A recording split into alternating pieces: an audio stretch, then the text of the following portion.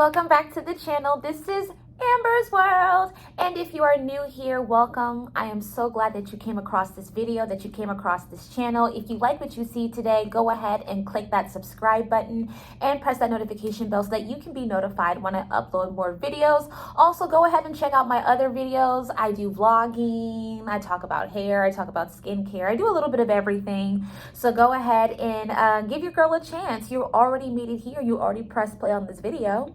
And for those of you who are already part of my family, welcome back. So before I even get started with this video, I just want to say Mary, Mary, Mary, Mary, Mary, Mary, Mary, Mary, Mary, Mary 1,000 times over.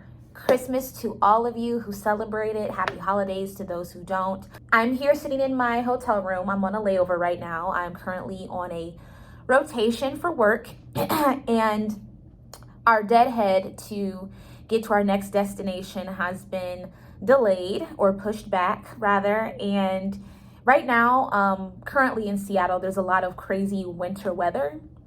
So I kind of have some time to blow, and I was just thinking to myself, I really want to give a little gift to my subscribers, and I'm kind of due for another video for this channel anyway, so I figured I'd go ahead and deep dive into my questions and answers segment of this channel.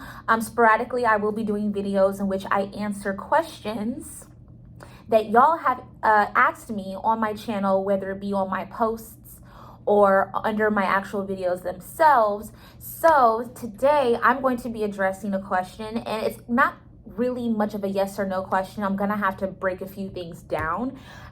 Somebody asked, I would say her name, but I don't know if she wants me to say her name, but she asked, can you talk about how one can prepare themselves for training? If there's anything we can start learning, is there a dress code for training? So that's kind of like 3 questions in one, but I'll address all of them. So, put this down here. How to prepare for training. So honestly, the airline that hires you will basically give you all of the tools needed to help you prepare for training. They will tell you where you're going to go for training. They're going to tell you recommended things to pack for training. They're going to tell you how long training is. They're going to give you really key details to help you decide what you want to pack, what you want to wear, all that type of stuff. They're going to be very specific on certain things that they want you to wear.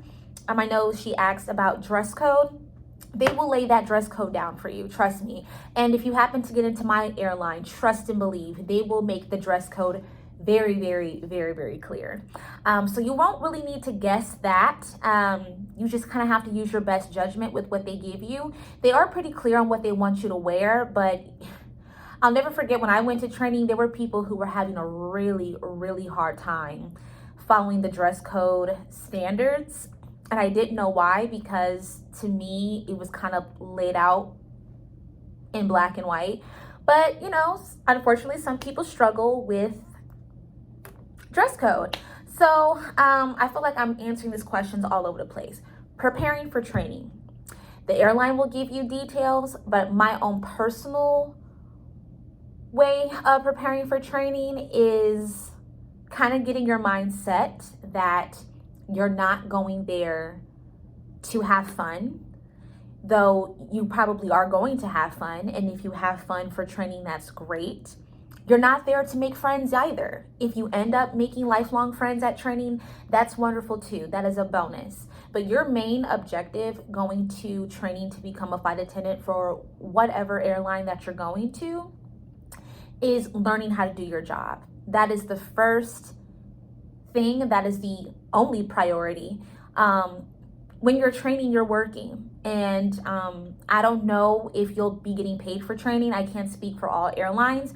But if you are collecting a check at any point during your training process, you are on somebody's payroll. And the company is trusting you to do what you need to do to learn the things that you need to learn so that you can be successful for your job. So just really get in the mindset that like you're not going to summer camp, you're not going to band camp, you're not going to a sorority retreat. This is training for your job. You're going to work essentially before you are considered an official airline employee as a flight attendant. Hopefully that makes sense. So that's the first thing. Get your mind right and understand why you're there and why you're going there and what you need to do. Because, there will be times in your training process where it kind of gets a little hard. I can't speak for everybody. Some parts of training were easy. Some parts of training for me were a little hard. Just because of the way that I learn, we all learn differently. You might go to training and just kill it, in every aspect. You might feel like it's a walk in the park, and that's great. But just kind of get yourself in the mindset of that you're basically going back to school and you're learning how to be the best flight attendant that you can possibly be. Depending on how long you're going to be for training, and again, I can't tell you how long you're going to be training. It just really depends on what airline you're going to. They'll tell you how long you'll be at training, but depending on how long it's going to be, pack accordingly. You're going to be gone from your friends and your family, and if I could do it all over again, I would pack more things that remind me of home. I don't know, like a stuffed animal, like any type of stuffed animal, any type of like fake flower arrangements, just like anything around your home that you have sitting in your room that reminds you of home. Bring that with you. That way you don't feel so homesick, and when things get tough, you don't feel so ostracized and alone. Most likely you'll have a roommate as well. So you kind of want to make sure that your side of the room feels as homey as possible. Pack lots of snacks. For my airline, they encouraged you to pack snacks and pack food because, your food isn't going to be covered all of the time. Again, I can't speak for all airlines. You might go to an airline that pays for all of your food, and that's great. But pack any snacks that you can fit in your suitcase, and of course there'll be grocery stores and places for you to go as well while you're there, but pack your favorite snacks so that when you have to pull all-nighter and study, you kind of have something already in your room that you can grab. You don't have to go out and get any food. Have an emotional support buddy, friend, family member, whatever. Have somebody that you can call during this journey of yours that you can kind of vent to, that can kind of be like a safe space for you to kind of just let out any frustrations, any anxiety, stress. Have somebody that you can trust, that you can call them within reason, and just be like, hey, this is how things are going. Have a healthy avenue to connect with the people that you love while you are gone for training. That's going to be super, super important. I cannot tell you how many times I had called my parents and reached out to them when I felt like I don't know if I can do this.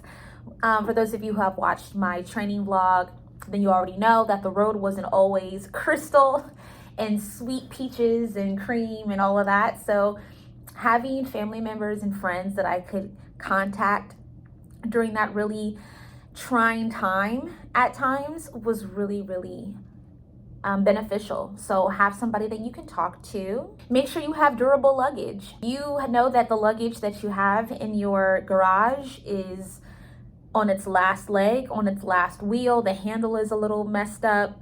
Go ahead and get you some new luggage. I would even consider buying luggage that is airline approved if you know what kind of luggage is approved for your airline. Usually Travel Pro, you'll never go wrong with Travel Pro. But now is the time to start investing in you, and that starts with the luggage that you carry. And that leads me to my next point. This job is very expensive. And I think I might create a different video for that, breaking down the expenses that come with being a flight attendant.